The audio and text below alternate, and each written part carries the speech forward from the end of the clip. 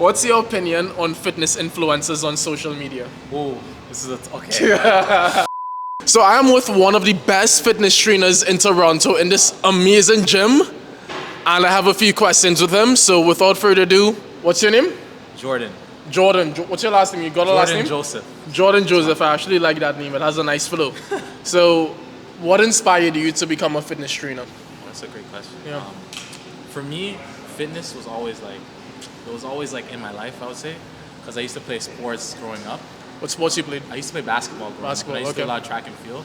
But for me, I felt like I was always on the chubbier side. I was always a bigger kid. So when I got to university, I kind of stopped playing those sports. And Okay. I felt like fitness helped me find my true self, because without sports, I couldn't really find myself. Okay. I felt like I was kind of lost. Whoa, okay. You know what I mean? That's kind of like me as well. Continue. Yeah, so when I found fitness, it just gave me like a purpose in life. Okay. And I feel like my goal, as what inspired me to become a trainer, is to help everyone find their fitness, whatever that is. Okay, that's cool. You know what I mean? Or find Yeah. like their thing, or their purpose in a sense. You know what? I feel like when someone stops sports, because I stopped playing soccer, and you'll call it soccer here, it was really easy for me to transition into fitness, you know? What's the hardest part of being a fitness trainer, you would say? Ooh, wow. I'll start first, because Okay. I don't know if you all know, but I'm a trainer myself, but I think the hardest part of being a trainer is giving 100% service to your clients, because you know how each client can be different. Sometimes course. you could come across really difficult clients, Of course, and they might have like attitudes that may not be the best. Yeah. And you still have to like be professional with these guys, and sometimes it can be so hard, because at the end of the day, personal training is like a customer service Exactly, job, right? exactly. So I personally think that's the hardest part. Sometimes funny. you come across like Because, difficult yeah, people. Because so I'll actually I would say that's the hardest and the best part. Because the reason I say that is because like it challenges you to figure out what works for that person. Oh yeah. That's the one things I actually like about it. Yeah. But it's also hard, like working with different personalities. So some personalities I might have to be more upbeat. But Yeah. some I might have to be a little bit More chill rigid, and, like, more you know, robotic diet. some That is people so might true. be more open and I can pull more out of them and see Yeah. what works. Yeah. Some people might be less hesitant. You know what I mean? It's So, a skill. yeah. It's a Honestly, skill for I sure. do Yeah. think as a personal trainer, once you develop that skill exactly. on treating your clients differently, it's Yeah. like, so what advice do you have for someone who's just starting their fitness journey? Focus on the small wins. So for me, I would say like everyone sees like, for me, I used to watch Mike Thurston. You know? Yeah, yeah, I used to yeah. look at him like, oh, this guy looks like crazy. I wish I could look like that. Yeah. But like, you gotta remember your starting point is different to other people's starting point. So even if it's just showing up to the gym every day, that's a win. Yeah. Even if it's just like, oh, I ate really well this week, that's a win. Or even just like getting through a workout and doing it well. The small wins, yeah. The small wins is what builds up to the big wins. You know? Man, you're right. So that's like what I would say. Yeah. Honestly, for me, I'm really similar to you. When I got into training, I looked up to Jeff Side. I don't know if you heard of him. Of course. And David Lade, and I Yeah, wanted to look like, yeah. especially David Lade. When David Lade is similar to your body, but like I feel like yeah, he's so all I'm like, I used to look at him and be like, holy shit, I could develop this physique if I train hard. Yeah, So of course. I think he was the one that initially got me really into training. But you're right, like I'm not gonna look like him in a year. No. You know? No, So the small wins. the small wins. Okay, cool. What's the best way to stay consistent with your workouts long term? What's the best way? So what I would say is always have a goal. So like set some goal for yourself. So for Yeah. me, I'm always training for something, or always doing something out of it. So one of the most recent things I was doing, I was trying to train around, again, my half marathon that I just completed recently. Yeah. Before that, I was training around jujitsu. And before that, I was like working up to like a 3-plate bench or like a certain lift. Because I feel like if you have a goal, you have something that you're working to, it makes training more worth it. And there's more intention behind the training. Yeah, okay. So, And did you, when you, for example, your marathon, that was, congrats on that. I know I told you that, but congrats on that. Did you slowly build up the training leading up into that marathon, or did you go like full on right into it? No, not at all. So Yeah. same thing I talked about before, the small wins. So I just focused on running for about 20 minutes. Then I started building my times like 25 minutes, 30 minutes, and then slowly increasing my pace as I went through. Because, okay. No, did you find a way to make that fun for you? Yeah, I enjoyed Yeah? it. The reason I started is because like, for me before, that was such a challenge for me. Like Yeah. running, I was always on the chubbier side, like I said before. But now I'm like, this is something that I need to do for my younger self. That's kinda what I Yeah. do, No, you you're know? right. So that was the thing. Yeah, just to add on to what you're saying, So another way I think for someone to get into to enjoy their workouts long term is finding a workout that you enjoy doing. A workout plan. Yeah, very true. Finding a workout plan that you enjoy doing. So for example, I know a lot of gym bros love doing a push-pull leg split. The problem with that, I love doing the push-pull leg split. The problem with that, I don't have the time to be in the gym 6 times a week. That's the thing, the time, right? So that's like another thing I would say. So finding a workout schedule that fits your life. Yeah. You know, you have to find ways to make your workouts not only enjoyable, but you have to find a way where it fits in your schedule properly. Exactly. So there's less friction. It's easier to show up for your workouts, exactly, you know? Exactly. Yeah, So not only finding a fun workout, but finding a workout plan that fits your schedule. Yeah. What's your opinion on fitness influencers on social media? Oh, this is okay. Okay. So what I would say is like majority of fitness influencers, and this is the problem, like everyone looks a certain way, so people look at them. So like, for example, Mike Thurston, like I would use him, not trying to shit on the guy or anything. Can I swear? Okay. Yeah, go for it, yeah. Okay. Not trying to say anything about him, but like the biggest thing is people think because someone looks a certain way that all the information they're saying is right. But I would say you should actually listen to the guy that looks like you, or that looks more average, or that looks more regular, because he might be actually giving, or she might be giving the advice that makes more sense.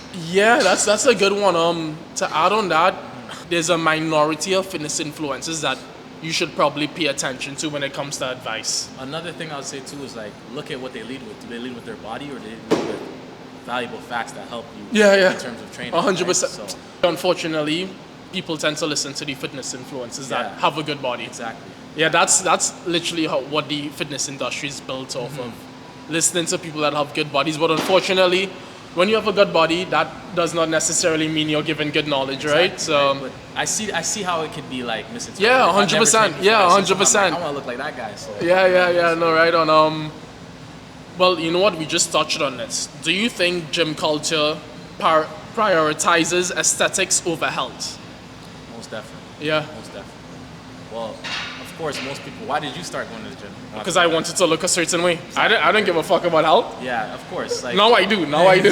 Now I kind of do. Especially now that I'm older, I care about my health, and I think about, other than the way I look, I think about how the gym makes me feel, like how I feel after, like, you know. So I think obviously yes, more people prioritize aesthetics, but aesthetics are very important. I'm not gonna be here and say like, oh, health over everything. Yeah. It's still important that you feel good about the way that you look, but health is very much important too as well. Yeah. But also, most of us, I feel like me myself being young, I'm gonna obviously prioritize aesthetics over health. Yeah. But in the long term, it makes such a big difference. Yeah. Right? Hey man, you're a marathon runner now. No, so yeah. You're prioritizing your health, right? Do you think someone needs to train 6 days a week to see results? Because let's be real, a lot of gym bros, most guys are getting into the gym, they're doing either a push-pull leg split 6 times a week or a bro split. Do you think you need to train 6 or 7 times a week? So, what are you talking about results? What is your definition? Let's say results could be build muscle. Oh, okay. No, I would actually argue less, because I would say intensity matters, or how hard you're pushing yourself with every set. So if you're training 6 days a week, chances are those 6 days a week aren't extremely hard. But if I could train maybe 4 days and like really push myself and really get the most out of those sets, that might actually do more for me. Yeah, 100%. And better recovery. Better recovery. Yeah. So I've been trying to preach this for the longest time, Jordan. There's other splits out there that are as good as the push-pull leg split. Exactly. Upper-lower split, you run an upper-lower split 4 times a week, upper body twice a week, lower body twice a week. Yeah. Maybe throw in a weaker body part for a 5th day, or even like a full body. You run full body 3 times a week. Yeah, that's what I'm doing right now, full body. You still get results from that, as long as your training sessions are intense and as long as your exercises are well programmed. Yes. Within your routine, you could still get results following a full body or an upper-lower split. Exactly. Yeah? Yeah, for sure. Cool. I would say that. Does muscle soreness mean you had a good workout? Oh, that's a good question. Not necessarily, I would say. Sometimes sensation wouldn't equal growth. I don't know if this ever happened to you, but like, let's say you hit like a nasty leg day, but you don't feel sore until like a couple days after. Yeah. In a sense, right? That doesn't mean you're not necessarily working it. In a sense. Yeah, no, you're right. You're right. And your body gets adapted to these things, so I would say. I think that's what it is. If your body's not adapted to a certain exercise or workout, you're most likely to get sore from that. Exactly. So, for example, I'm training a client now.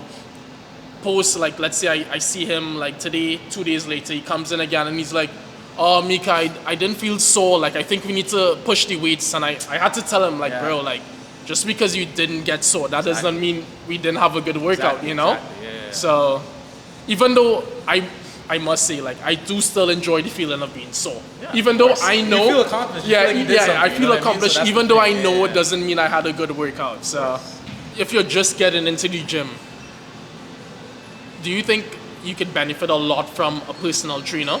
Oh, 100%. Yeah? 100%. I think even trainers need trainers because, like... I mean, I wish I had a trainer. I wish I could afford my services, but continue. That's what I say too, you know? Yeah, like, because I feel like the accountability of someone else. Because no one can push you. Like, you can't get that same push that you do yourself. Sometimes maybe. But, like, imagine you have someone keeping you accountable and giving you that little push. That helps so much too. Honestly, if I was able to afford a personal trainer and I'm just getting into the gym, I would hire a personal trainer for the first 2 months. Definitely. And I'd be like, hey, not only I want the accountability because it's so hard for me to show up by myself, but I want you to make sure my form for every exercise is on point. Yeah. But I also want you to like teach me stuff around training and nutrition. Of course. Even like, I would even say to piggyback on that, someone benefit a lot from programming. So let's say they did the training, and then you program for them, so they know actually. You learn how to program. Yeah, and they kind of they understand for themselves. So maybe they do a little bit of programming, they understand for themselves. This is how you progress exercise. Yeah, 100%, 100%. Right, so. Okay. Do you think most people use genetics as an excuse for lack of results? 100%. 100%. I was one of those people for sure too. You look at people online, and you're like, holy shit.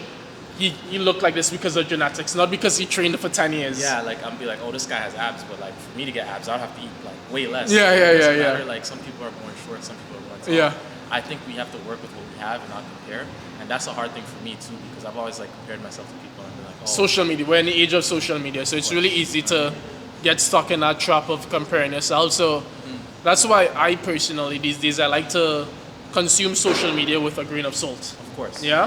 Exactly. If you had to choose one exercise that you could only do for the rest of your life, what exercise would it be? You can try to be smart about it. What exercise would you choose? Honestly, it'd be pull-ups, to be honest. I love pull-ups. Why pull-ups? I just feel so good when I do pull-ups. There's something satisfying about pulling yourself over the bar. And like, because you can put weight on it. Like, it's fun. You know what I mean? Like, I'm being a little cheeky here right now, but if I had to choose one exercise for the rest of my life, it would be deadlifts. Oh, really? The reason why I choose deadlifts is because I feel like you're able to get most muscles get worked during that muscle group. Your legs, your back, your biceps. True. You can make the argument that your triceps get worked because your triceps in that locked position. Jordan, this is an amazing gym. And it was a pleasure asking you these questions, man. Thanks for coming on, Of course, bro. I loved it. Jordan's a nice guy, you know. He has nice teeth, honestly. He's a model. This guy's a low-key model. Try to look like him, you know. He's on Instagram. So, you know, if you like his vibe, you go follow him, shoot him a message, ask him for any tips if you need it. And if you live in Toronto and you want a good trainer, hit him up on Instagram, Yes. And that's it for today's video. And until next time, peace.